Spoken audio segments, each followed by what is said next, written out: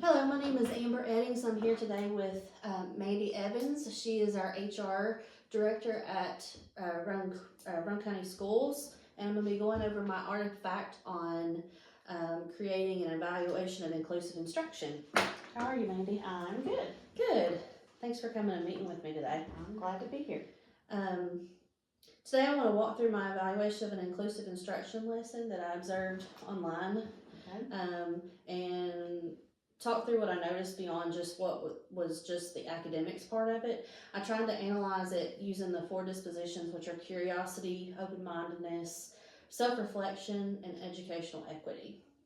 And then connect that to what I need to do to strengthen my own classroom and implementation plan. So when I was doing this, they gave us this rubric where we had to, and it's really tiny printed out because it takes up the whole page and it's really tiny to read it, but I had to kind of do an evaluation for this lesson that I observed. Okay. So I didn't want to critique the teacher. I was just there to show what I saw in the evaluation. Okay. So overall, the classroom was really structured. It was really positive. She had plans in place for the structured part of it, moving from even how she moved from activity to activity. She would sing a little song or something for transitioning. It was a kindergarten class that was actually in, I believe it was Massachusetts is the one I watched. And she used manipulative songs, movement, and the teacher gave multiple ways to understand math concepts. She supported individual students when they struggled and kept predictable routines for them to help them be able to participate. So one little girl, which I'll talk about a little bit, was left out at the end, and so she was able to bring her in front of the room and use her as part of her presentation to show how something was done. So that was good. That was encouraging for her, and she was able to participate. What stood out to me, though, was the difference between social inclusion and cultural inclusion. So in this setting, they were doing a lot of social inclusion. If someone was left out, they made sure they had a place. Everybody had a job to do. Someone would go around and pick up items. Somebody would go around and pass out items. They knew where everything belonged and were able to put things away easily. So those expectations were good, but the cultural inclusion wasn't really there in the lesson.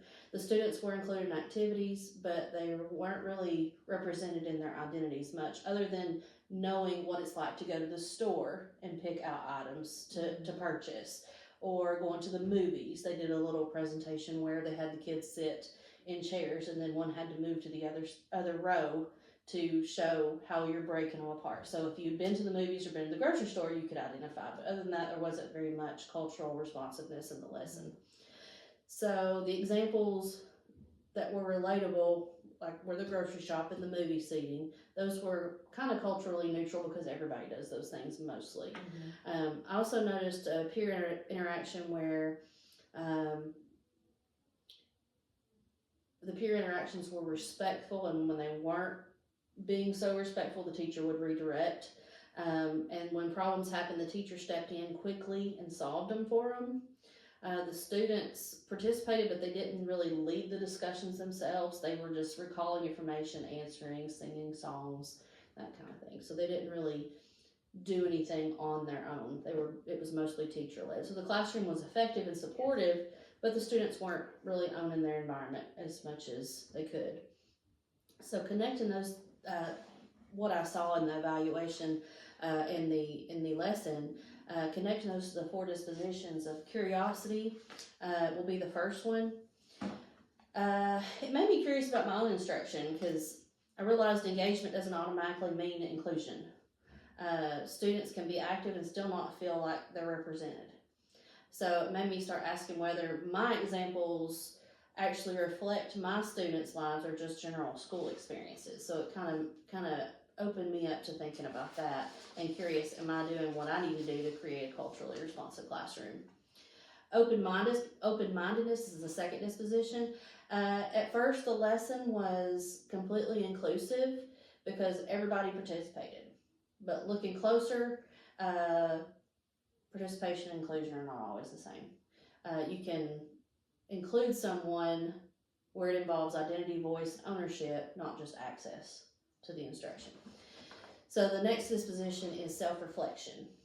Do you have anything to say about open-mindedness or curiosity Just, before we move I forward? would be curious, how did you think about how you would do that? How would you increase that open-mindedness in your classroom, or the curiosity? Okay, a lot of it I think is just getting to know my kids and their families, which in my classroom I really have to get to know them because they have a lot of special needs. We communicate on a regular basis.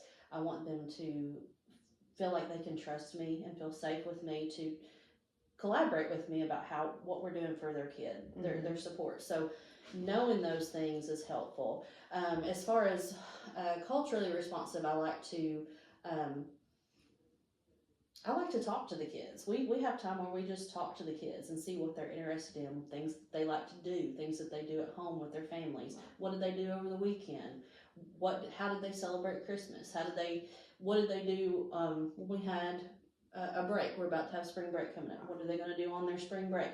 Those kinds of things. And if you can incorporate those things into your lesson and use those as examples to explain something to them, I think that's the way that I would do it. I think building those relationships is key, and you doing that will build both in both of those areas. Right.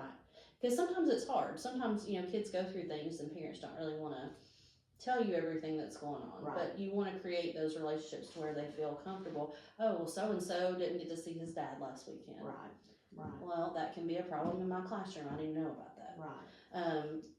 And no judgment, but this is what we're dealing with. We might need to show a little more grace this week. Yes. Those kinds of things. And just knowing the family dynamic, some families go on vacation, some families do not.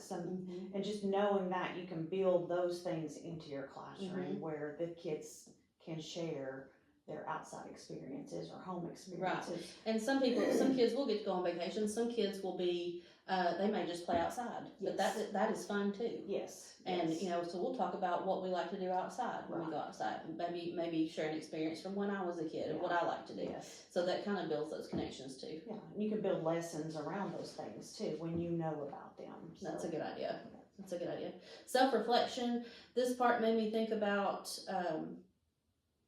balance in my instruction, which is kind of what we talked about. Build strong supports and structure so my students can access their instruction and make progress towards their individual goals, because we have to make sure they're making progress towards their goals in special ed. So I'm very intentional about adapting tasks so they can participate meaningfully. So I have a student that's nonverbal. We may show her pictures. We may let her point. We'll say, okay, take this, take such and such, and she'll grab the right one. So that's how we know that she's making that choice. Right. And she gets to have ownership, and then therefore she feels rewarded, and as if she is learning and participating. Right. And even during a lot of times we'll go over our ABCs a lot, because a lot of my kids are on pre-K kindergarten level. We'll go through our ABCs a lot, and she knows those ABCs. And so when we are going through them, she won't necessarily tell you what the letter is when you show her the card, but you can go, say your card's D. You go A, B, C, and she'll go D. Right. And so she'll say it, and so she can be included that way. And feel success. Yes. So where I see my room to grow is expanding independence with that support. We want them to become more and more independent. Sometimes I guide interactions to keep learning moving smoothly, but I want to be more intentional about teaching my students to navigate those interactions themselves. Sometimes I might jump in a little too quickly. And like in this lesson, the teacher kind of jumped in quickly because we have a lot to go over. So we're going to just keep this moving right along. Sometimes we need to stop and teach during those moments instead of just jumping in and moving on. Educational equity was the last disposition, I believe. And what stood out to me in this one was, because every student had access to the lesson, but equity goes beyond that. Like we were talking about, like with the student who knows her ABCs but can't participate. Well, we're going to find a way where she can participate. Right. Those kinds of things. Right. Equity means students see themselves in the classrooms and have meaningful roles, not just supported participation. So the classroom in this case worked well and students were included, but true equity would mean they see themselves reflected in the classroom and have a bigger role in their learning, not just participation. So for implementing my plan and my SMART goals, I realized consistency and intentional planning will be the most important part of staying on track with those. I need to plan inclusive elements before the lesson. I don't need to just, sometimes you can think of something on the spot, sometimes you can't. So being more intentional about it is a good idea, I think, instead of adding them after the fact. Student-led interaction is good. I want to not jump in so quick. I want to shift from solving social situations to teaching the students. Give them sentence frames. Well, what could you have said during that? Right. You know, what could you have? How could you have handled that differently? And a lot of times they can tell you. Mm-hmm. And if they can't, you can give them that sentence. Well, this is what we could have said. Right. Progress monitoring. That's what I told you before. I need to do better on this in our Ames Web, but I'll track independence, not just academics, in my progress monitoring. I have to do that for a lot of my goals. A lot of them are independent goals, adaptability, behavior. So part of that is initiation, part of it's participating without prompts, part of it is peer communication. If I don't measure those, I'll naturally fall back into that teacher-directed way of doing it. Right. So I've got 2 questions for you. Before I do that, do you have anything else to say about the other things? Yeah, so when you're working through this, working with your students with disabilities, do you keep in mind their interactions, and whether it's social or academic interactions with their non-disabled peers, like when they go out? Is that a goal that you have for them to be included in the gen ed curriculum? I do have a few that are out there more than others. They just come to me just for their academics. Okay. Mostly just reading and math for a few of them. They just come to me just for reading and math. They're able to access the other things in the gen ed without as many supports. But those 2 things I really have to support them on.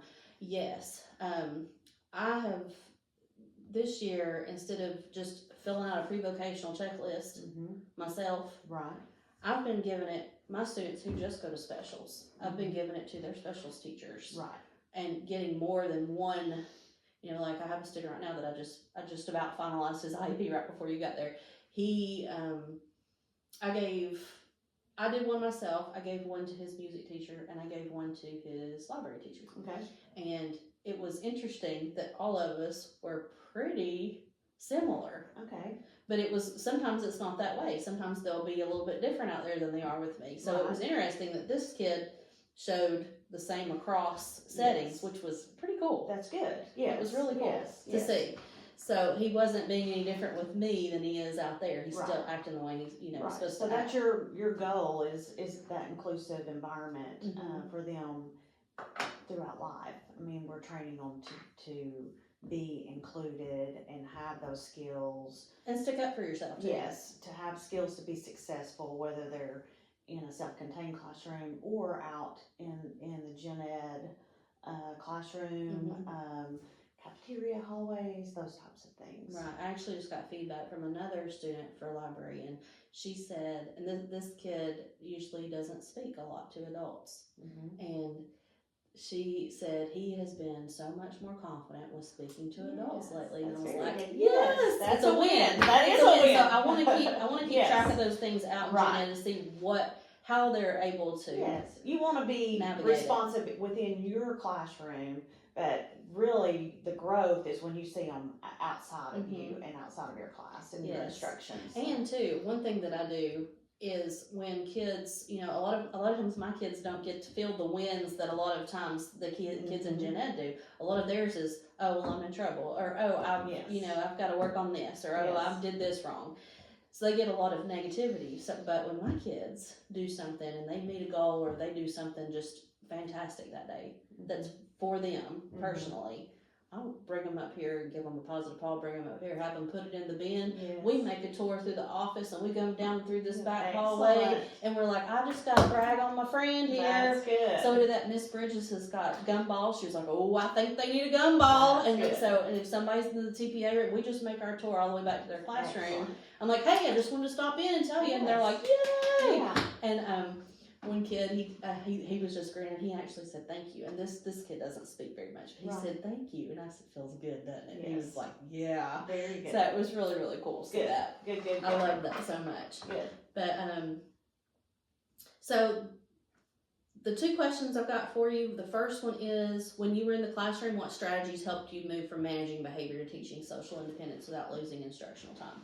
So as I was a gen ed science teacher and taught inclusion, and so I think having structures and just the procedures so that everyone is on the same page, ignoring negative behavior as much as possible and rewarding that positive behavior, finding and wording questions and assignments where everyone feels success across the board, and feels like they are participating meaningfully in the classroom, I think is a key to not only managing behavior, but everyone feels included, everyone feels some reward, and can take ownership because they feel like they can do it. It's not too difficult, and just that scaffolding, the procedures, I think those are critical so that everyone feels success. Yeah, the scaffolding part is really good. Looking back on your classroom experience, how did you realistically plan cultural responsive lessons when time and curriculum demands were tight?